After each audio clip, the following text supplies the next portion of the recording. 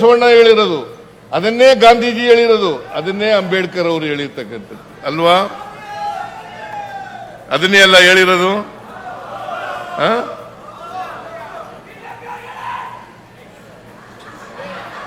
ಅದನ್ನೇ ಕೆ.ವಿ. ಪುಟ್ಟಪ್ಪನವರು ಹೇಳಿರೋದು, ಕುವೆಂಪು ಅವರು ಹೇಳಿರ್ತಕ್ಕಂಥದ್ದು. ಸಮಪಾಲು ಸಮಬಾಳು, ಸಮಪಾಲು ಸಮಬಾಳು, ಅಂತ್ಯೋದಯ ಆಗ್ಬೇಕು. ಇದಾಗದೆ ಹೋದರೆ ಜಾತಿ ಹೋಗಲ್ಲ, ಸಮಾಜ ಸಮಾಜ ಆಗಲ್ಲ. ಯಾವುದೇ ಧರ್ಮ ಇರಲಿ, ಯಾವುದೇ ಜಾತಿ ಇರಲಿ. ಅದಕ್ಕೆ ಕುವೆಂಪು ಅವರು ಒಂದು ಹೇಳಿದ್ರು, ಎಲ್ಲ ದೇವಸ್ಥಾನಗಳನ್ನ, ಚರ್ಚ್ಗಳನ್ನ, ಮಸೀದಿಗಳನ್ನ ಬಿಟ್ಟು ಬರ್ರಿ, ಮನುಷ್ಯರಾಗ್ರಿ ಅಂತ ಹೇಳಿದ್ರು. ಸರ್ವ ಜನಾಂಗದ ಶಾಂತಿಯ ತೋಟ, ಸರ್ವ ಜನಾಂಗದ ಶಾಂತಿಯ ತೋಟ ಆಗಬೇಕು ಅಂತಂದ್ರು. ನಾವು ಮತ್ತೆ ಸಮಾಜವನ್ನು ಒಡಿತಕ್ಕಂಥ ಕೆಲಸ ಮಾಡಬೇಕಾ?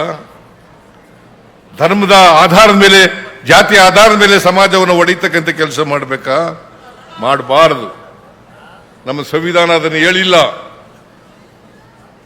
ನಮ್ಮ ಸಂವಿಧಾನ ನಾವೆಲ್ಲರೂ ಕೂಡ ಮನುಷ್ಯರಾಗಿ ಬಾಳಿ ಸಮಾಜವನ್ನು ಕಟ್ಟಿ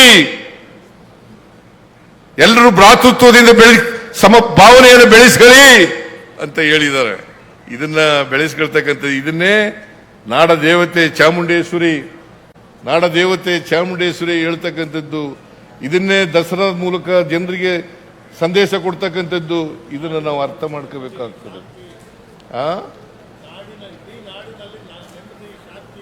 ಅದಕ್ಕೆ ಇದನ್ನ ನಾಡ ಹಬ್ಬ, ಜನರ ಹಬ್ಬ ಅಂತ ಕರೆಯೋದು. ನಾಡಿನ ಹಬ್ಬ, ಜನರ ಹಬ್ಬ. ಇದು ಒಂದು ಧರ್ಮದ ಜನರ ಹಬ್ಬ ಅಲ್ಲ, ಒಂದು ಜಾತಿಯವರ ಹಬ್ಬ ಅಲ್ಲ, ಎಲ್ಲ ಧರ್ಮಗಳ, ಎಲ್ಲ ಜಾತಿಗಳ ಹಬ್ಬ. ಅದಕ್ಕೆ ಇದನ್ನು ಜಗದ್ವಿಖ್ಯಾತ ದಸರಾ ಅಂತ ಕರೆಯೋದು, ಜಗದ್ವಿಖ್ಯಾತ ದಸರಾ ಅಂತ ಕರೆಯೋದು. ನಾವು ಈ 5 ಗ್ಯಾರಂಟಿ ಯೋಜನೆಗಳಿಗೆ ಇಲ್ಲಿವರೆಗೆ ಅದನ್ನು ಕೂಡ ಕೊಂಕು ಮಾತುಗಳಾಡಿದ್ರು. ಸಿದ್ದರಾಮಯ್ಯನವರು ಈ ಗ್ಯಾರಂಟಿ ಯೋಜನೆಗಳನ್ನ ಮುಂದುವರಿಸಕ್ಕಾಗಲ್ಲ, ಮಾಡಿದ್ರೆ ಕರ್ನಾಟಕ ಸರ್ಕಾರ ದಿವಾಳಿ ಆಗಿಬಿಡ್ತದೆ. ನಾವು ಇಲ್ಲಿವರೆಗೆ ಸುಮಾರು 1 ಲಕ್ಷ ಕೋಟಿ ರೂಪಾಯಿಗಳನ್ನ ಗ್ಯಾರಂಟಿ ಯೋಜನೆಗಳಿಗೆ ಖರ್ಚು ಮಾಡಿದ್ದೀವಿ. 1 ಲಕ್ಷ ಕೋಟಿ. ರಾಜ್ಯ ದಿವಾಳಿ ಆಗಿದೆಯಾ? ದಿವಾಳಿ ಆಗಿದೆಯಾ? ಪ್ರತಿ ವರ್ಷ 52 ರಿಂದ 55 ಸಾವಿರ ಕೋಟಿ ರೂಪಾಯಿಗಳನ್ನ ಇದಕ್ಕೆ ಖರ್ಚು ಮಾಡ್ತಾ ಇದ್ದೀವಿ.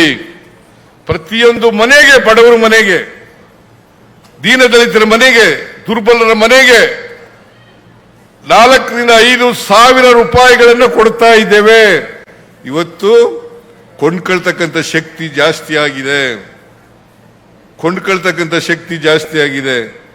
ಶಕ್ತಿ ಯೋಜನೆಯ ಮೂಲಕ ಇವ್ರು ಯಾರು ಕೂಡ, ಹೆಣ್ಮಕ್ಳು ಇಲ್ಲಿ ಕೂತಿದಾರಲ್ಲ, ಇವ್ರು ಯಾರು ಕೂಡ ಬಸ್ ಚಾರ್ಜ್ ಕೊಡಾಗಿಲ್ಲ. ಸುಮಾರು 500 ಕೋಟಿಗೂ ಹೆಚ್ಚು ಜನ ಮಹಿಳೆಯರು, 500 ಕೋಟಿಗೂ ಹೆಚ್ಚು ಜನ ಮಹಿಳೆಯರು ಫ್ರೀಯಾಗಿ ಸರ್ಕಾರಿ ಬಸ್ಗಳಲ್ಲಿ ಪ್ರಯಾಣ ಮಾಡಿದ್ದಾರೆ. ಇದು ಯಾವ ಕಾರಣಕ್ಕೂ ನಿಲ್ಲಲ್ಲ. ಯಾರು ವಿರೋಧ ಮಾಡಿದ್ರು ಅವರೇ ಈಗ ಕಾಪಿ ಮಾಡಕ್ ಶುರು ಮಾಡಿಬಿಟ್ಟಿದ್ದಾರೆ. ಯಾರು ವಿರೋಧ ಮಾಡಿದ್ರು ಅವರೇ ಕಾಪಿ ಮಾಡಕ್ ಶುರು ಮಾಡಿದ್ರು.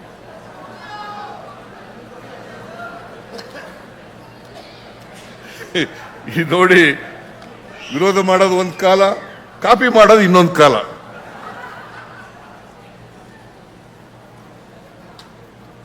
ಈಗ ಏನಾಗಿದೆ ಅಂತಂದ್ರೆ, ಕರ್ನಾಟಕ ಈ ಗ್ಯಾರಂಟಿ ಯೋಜನೆಗಳನ್ನು ಮಾಡಿದ ಮೇಲೆ ಕರ್ನಾಟಕ ತಲಾ ಆದಾಯದಲ್ಲಿ 2013-14ರಲ್ಲಿ 1,01,000 ರೂಪಾಯಿ ಇತ್ತು ತಲಾ ಆದಾಯ.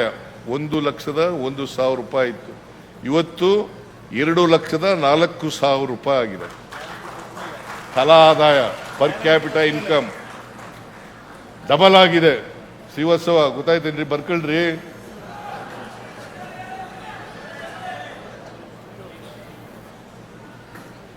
Karnataka number 1 in the country. ತಲಾ ಆದಾಯದಲ್ಲಿ ನಂಬರ್ 1. ಇದರಿಂದ ಮಹಿಳೆಯರ ಉದ್ಯೋಗದ ಅದರಿಂದ ಕರ್ನಾಟಕ ಸರ್ಕಾರ ಜಾತ್ಯತೀತ ತತ್ವದಲ್ಲಿ ನಂಬಿಕೆ ಇಟ್ಟುಕೊಂಡಿದೆ.